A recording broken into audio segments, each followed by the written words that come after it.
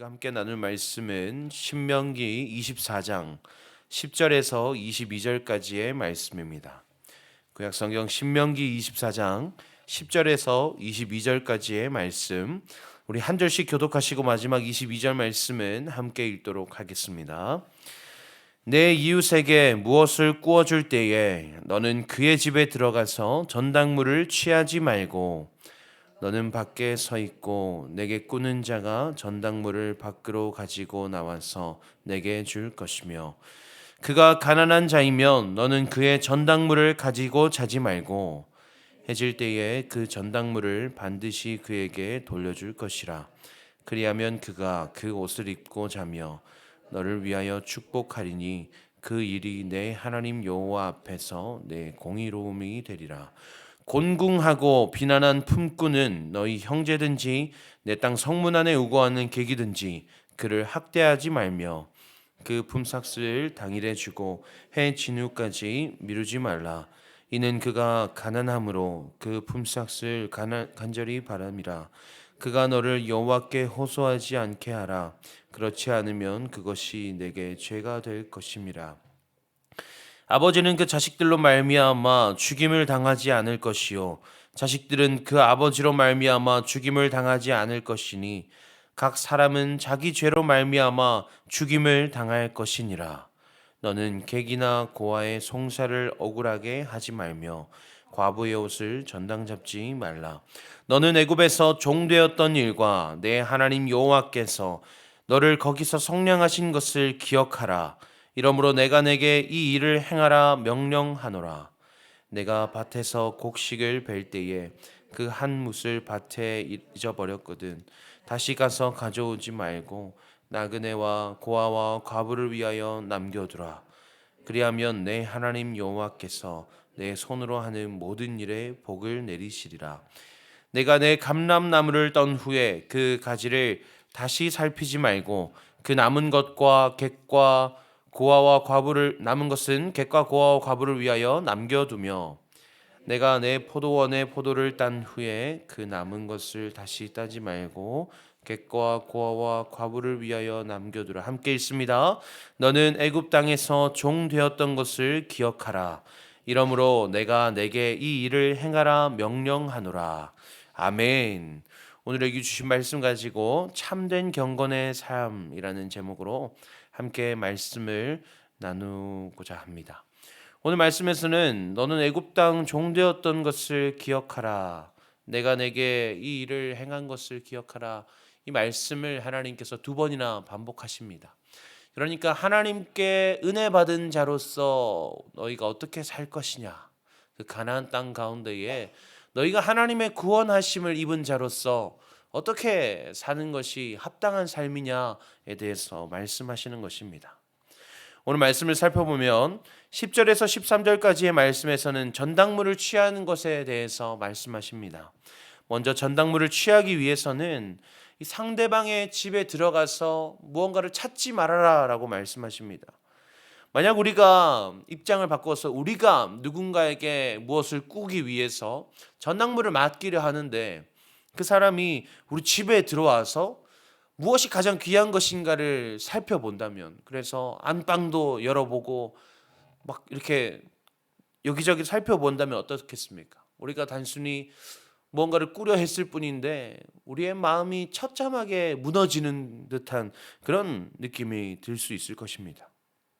그러니까 꾸어줄지라도, 우리가 꾸어주는 자가 될지라도 이 상대방의 그 존엄성은 지켜주어야 한다라고 말하는 것입니다. 또한 그가 만약 가난한 자이면 전당물을 해질 때에 다시 돌려주라고 말합니다. 당시에 가난한 자들이 가지고 있었던 마지막 재산은 겉옷입니다. 그래서 마가복음 10장에 등장하는 바디메오도 그가 구걸하는 자였지만 겉옷을 가지고 있었다가 예수님 만날 때 그 겉옷을 버리고 달려가는 모습을 우리는 기억합니다. 그러니까 이 겉옷을 전당 잡을 경우에는 이 밤을 지샐 때에 추위를 견디기가 너무너무 힘들어집니다. 그러면 잠을 잘 수 없게 되고 심하게는 생명을 잃을 위험까지도 있는 것이죠. 그래서 이를 방지하기 위해서 그의 생명은 위험하지 않도록 지켜주라는 것입니다. 그런데 그렇게 가난한 자를 배려하느라 그래서 전당물을 잡지도 못하고 그렇게 되어서 내가 만약 손해를 보면 어떻게 됩니까? 하나님 말씀대로 사느라 내가 손해를 보게 되면 13절 말씀에서 하나님께서는 그 일이 내 하나님 여호와 앞에서 내 공의로움이 되리라 말씀하십니다. 하나님께서 기억하시겠다고 말씀하시는 것입니다. 네가 만약 그 가난한 자를 돕느라 손해가 생긴다 할지라도 내가 너를 기억하겠다. 하나님께서 이렇게 말씀하시는 것이죠. 우리 하나님은 반드시 채우시는 분이십니다. 하나님께서는 하나님의 나라와 그 의를 위해 헌신하는 자들을 절대 외면하지 않으시는 분이심을 우리는 기억해야 합니다. 그러니 너희는 가난한 자를 존중해라. 네가 만약 손해 볼지라도 내가 채우겠다. 내가 책임지겠다. 하나님께서 말씀하시는 것입니다. 그리고 이어서 14절과 15절에서는 곤궁하고 빈한한 품꾼에 대해서 이야기합니다. 이것은 일용직 일꾼들을 일컫는 말인데요. 이들은 종보다 못한 자들입니다. 종은 주인이 의식주를 해결해 줍니다. 종의 집에 머물면서 종이 주는 음식을 먹으며 그렇게 살아갑니다. 그러나 이들은 당장에 품삯이 없으면 해결할 수가 없습니다. 하루하루를 책임질 수 없습니다. 그래서 이들을 위해서 미루지 말고 그 품삯을 해결해 주라 이렇게 말하는 것입니다. 그렇지 않으면 죄가 된다라고 이야기합니다. 앞에서는 가난한 자들을 도울 때에 그것이 내 공의가 되리라.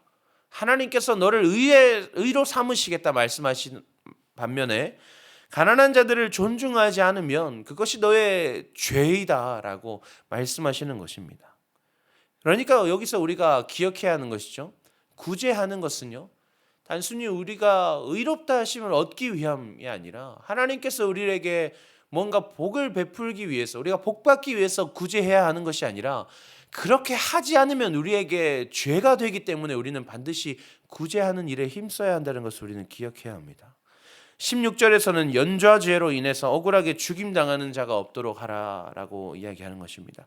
마찬가지로 이것들도 힘없는 자들, 종들이나 어떤 그런 자들에게 대해서 뭔가 힘 있는 사람이 그 죄를 물을 때에 책임질 수 없을 경우에 그 자식에게 책임지게 하거나 그 부모에게 책임지게 하는 그런 경우를 방지하라고 이야기하는 것입니다.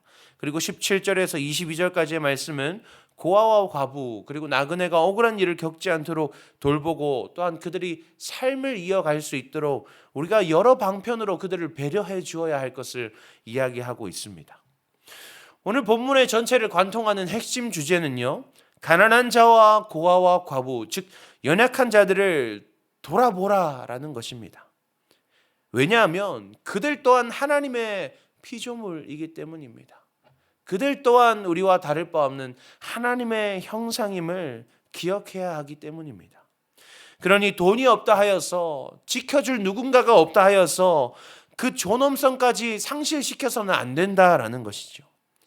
그래서 하나님께서는 잠언 14장 31절 말씀에 이렇게 말씀하십니다. 가난한 사람을 학대하는 자는 그를 지으신 이를 멸시하는 자요.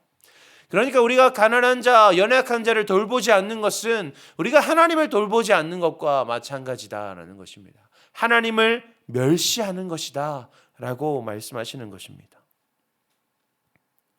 우리가 신앙생활을 하다 보면 무엇이 진짜 하나님을 믿는 삶인가? 무엇이 정말로 하나님의 사람답게 사는 삶인가? 우리가 그것을 고민할 때가 있습니다. 그래서 우리는 더 경건한 자의 삶을 살기 위해서 더 말씀을 깊이 묵상하기도 하고 더 예배 가운데 열심을 내기도 합니다.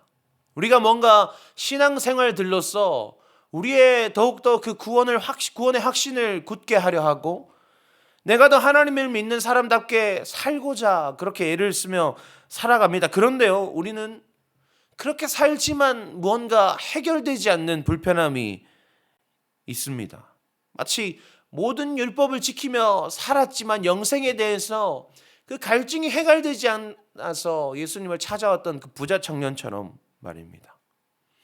예수님은 그 청년에게 내게 있는 것을 다 팔아서 가난한 자들을 위해 나눠주라라고 말씀하십니다. 그런데 여기서의 핵심은 그래서 네 전 재산을 다 써라. 아닙니다.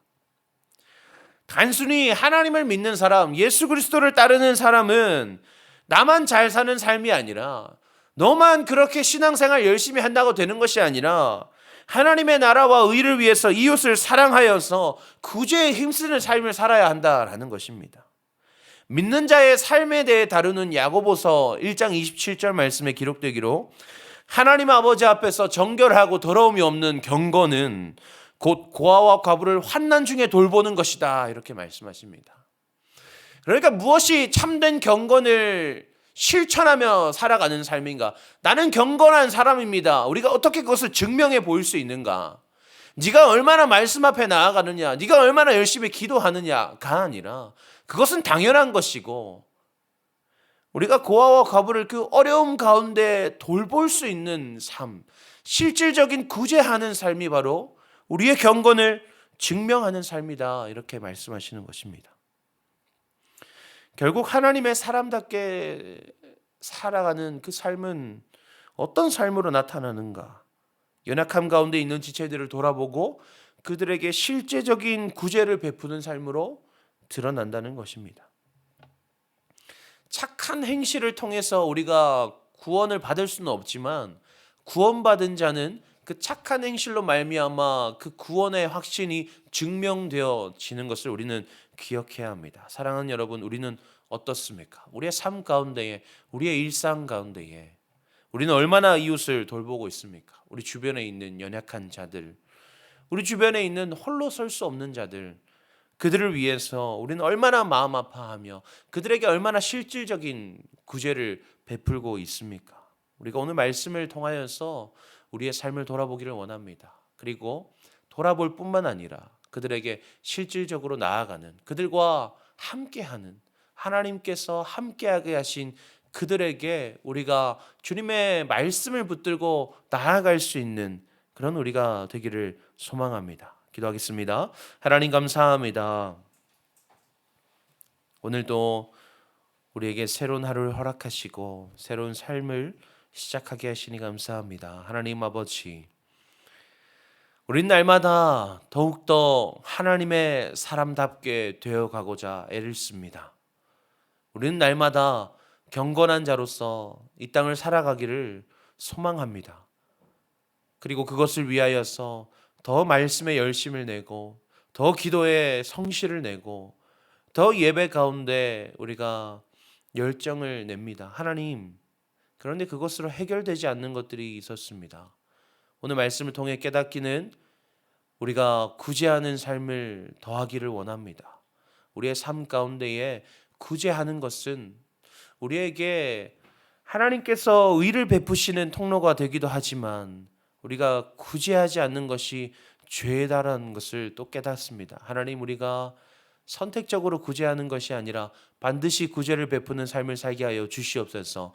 우리가 그런 경건을 지켜가는, 경건을 이루어가는 그 삶을 살게 하시면서 우리의 구원의 확신이 더욱더 굳세어져 갈 수 있도록 하나님 인도하여 주시옵소서.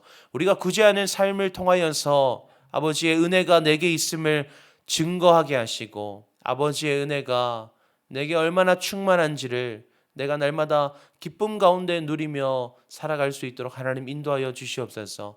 나를 위해 살아가는 것이 아니라 나를 사랑하사 자기의 목숨까지 내어주신 하나님 아버지와 그의 백성들을 위하여서, 우리가 함께 하나님의 형상된 그 지체들을 위하여서 우리의 삶을 내어드릴 수 있는 우리 그런 삶을 살 수 있도록 하나님 인도하여 주시옵소서. 감사드리며 살아계신 예수님의 이름으로 기도합니다. 아멘. 이 시간 함께 말씀 붙들고 기도하기 원합니다. 하나님, 우리가 이웃들을 돌아보게 하여 주시옵소서. 가난한 자, 과부처럼 의지할 곳이 없는 자들을 돌아보게 하여 주시옵소서. 또한 그들을 구제함으로 하나님의 사람다운 삶, 참된 경건의 삶을 살아가는 우리가 될 수 있도록 하나님 인도하여 주시옵소서. 우리 말씀 붙들고 기도하신 후에 각자의 기도 제목으로 기도하시겠습니다. 함께 기도하시겠습니다.